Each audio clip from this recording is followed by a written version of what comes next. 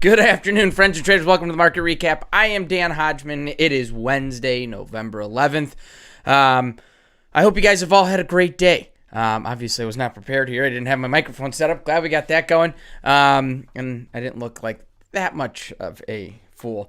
I hope you guys have all had a good day. It is Veterans Day, so any of our viewers out there, if you are a veteran or a family that are veterans, I want to wish you guys all a happy Veterans Day.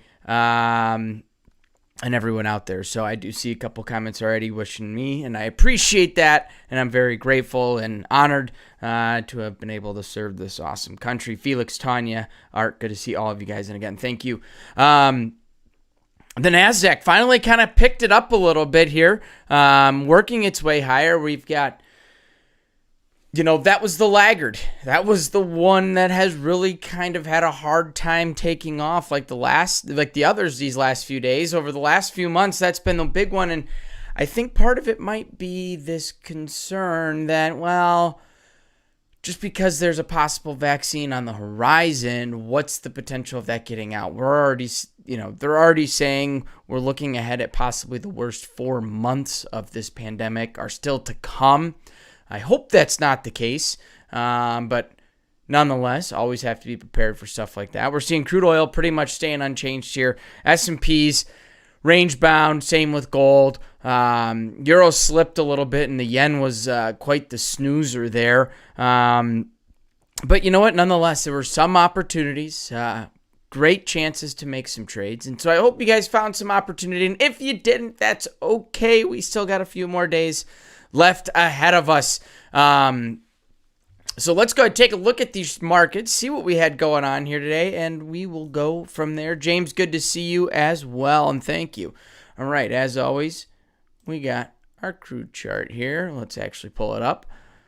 All right, crude oil opened up much higher this morning. We pushed, and we could not get there. Hit that wall pretty much right at value area high 42.65 here.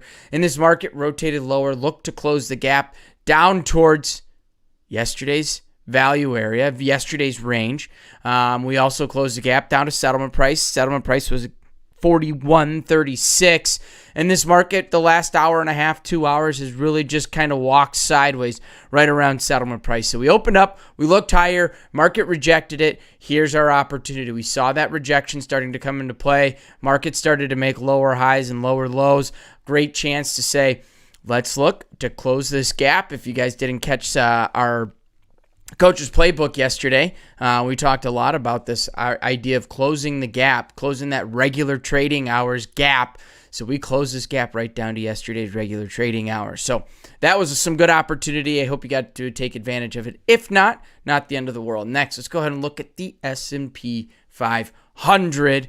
We're still a little hungover from the other days, from Monday's big, volatile, massive moves. Slowly just creeping higher. We continue to kind of come down and check these 20-period moving averages each time it's checked it.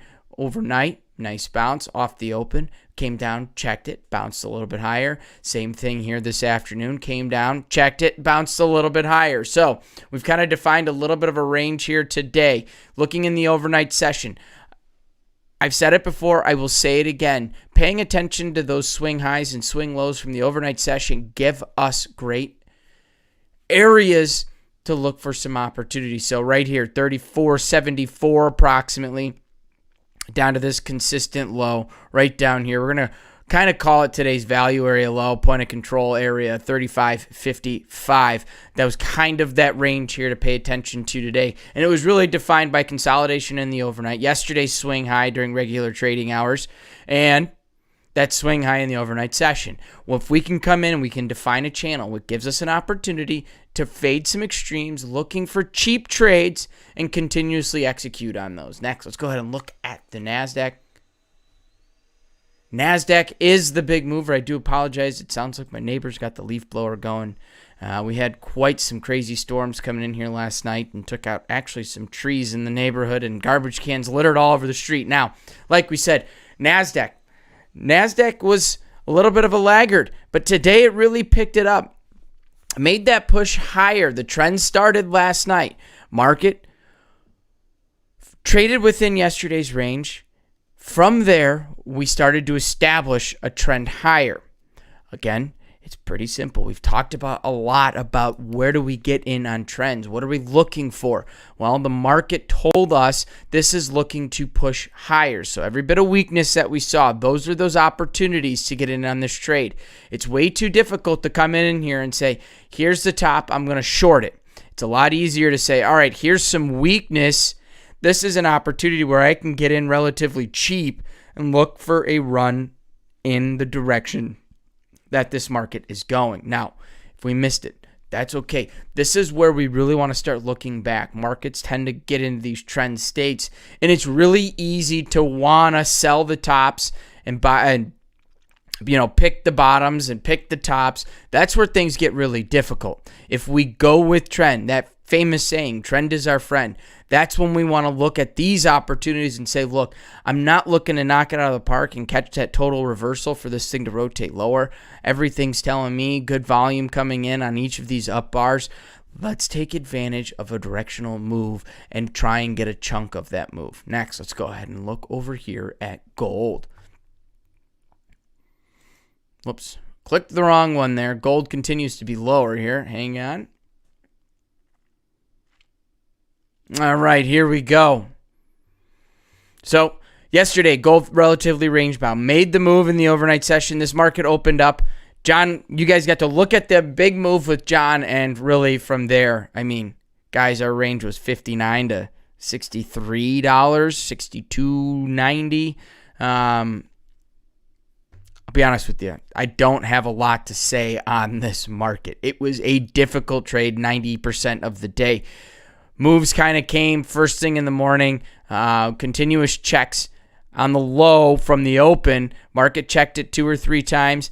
From there, worked its way higher and fell into an extremely tight range. So we missed that initial move. It's going to be pretty tough to continue to trade this market, and that's totally okay. If there was not a follow-up trade, it doesn't mean you have to force something. Chances are if you were to get in and try and trade something there, either A, you're still sitting in that trade, or B, you got a little chopped up because it wasn't producing what you expected. Now the euro.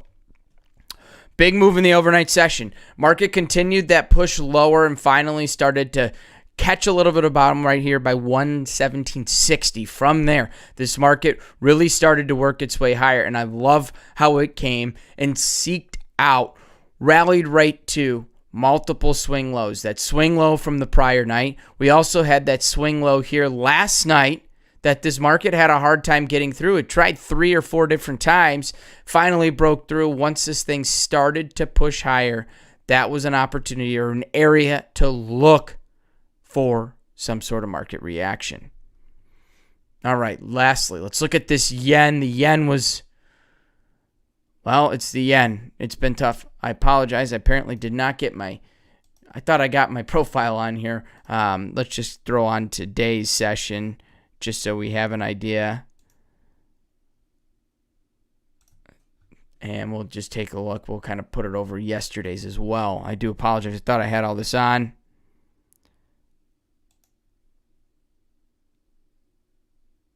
All right, here we go. So today's range, just like yesterday, really, really tight. I mean, you can sit here and you can hand count the amount of ticks that were traded, picked up just like the euro kind of here at the end of the day. It did kind of pick up, push towards yesterday, close that gap towards yesterday's range.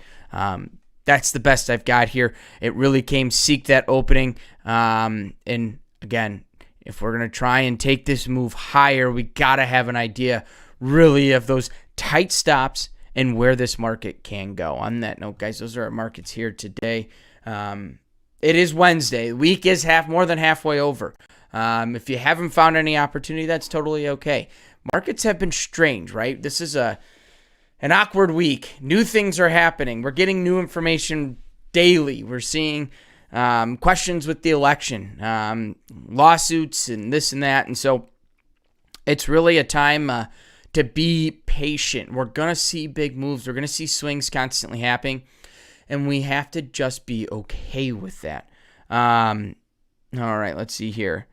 Tanya, nice few shorts at the overnight high. Nice, Tanya. Nice. Love to see that. and one early long. I wish I had long. Hey, we'll take what we can get, right? Felix chopped up in gold. Sorry to see that. All right. News, things going on. Like I kind of said, we are preparing. We're looking ahead. Coronavirus cases continue to surge. We've got to be cautious of that. New York's going to start imposing curfews on restaurants and bars, gyms, as this breakout continues. I won't be surprised if we see an increase in shutdowns and more lockdowns. We just got to be cautious and thinking about that stuff, how it affects these markets. We're really if it continues to shut down, we're really going to need some sort of stimulus for this economy to keep moving. And all right, now let's go ahead and look at some of the other stuff. Tesla kind of continues to float pretty much around that 415 today. It looks like we're going to end the day right around 416 a share. So Tesla's still sitting strong. The VIX down another point here today. We're at 24. We are at 24 with the VIX. It dipped a little bit lower today, just under 23, but kind of came back up towards the end of the day. Other than that, remember, there were no crude numbers today. Look for it tomorrow at 10 a.m. Central Time. We're going to get the crude number. There were no economic releases here today. Pretty quiet day on that front. And then lastly, this date in history. On the 11th day of the 11th, how would we say it? At the 11th hour on the 11th day of the 11th month of 1918, Armistice Day, or the Great War, was ended, which later became World War I, came to an end, and that is when we established Veterans Day. So again, if you have any friends or family out there, veterans, make sure you wish them a happy Veterans Day. On that other note, we're not going to talk too much about anything else. I do have one other one. 1921, the Tomb of the Unknown Soldier was dedicated. If you ever have a chance to go to Washington, D.C. and get to experience and witness the Tomb of the Unknown Soldier and changing of the guard there, it's pretty spectacular. It's quite an experience, and those guys are extremely disciplined. Even in the rain, there's no flinching. They stick to their rules, and keep your mouth shut. Otherwise, you'll hear them yell at you to stay quiet. So on that note, guys, I'm going to sign on out of here. I hope you all have a great evening. I look forward to seeing you guys back here tomorrow at 3 p.m. Central Time for the market recap. John will be back 8 a.m. Central Time for the market forecast. Until then, stay safe, wash your hands, trade smart, trade well, and I look forward to seeing you guys in the markets. Take care, everybody.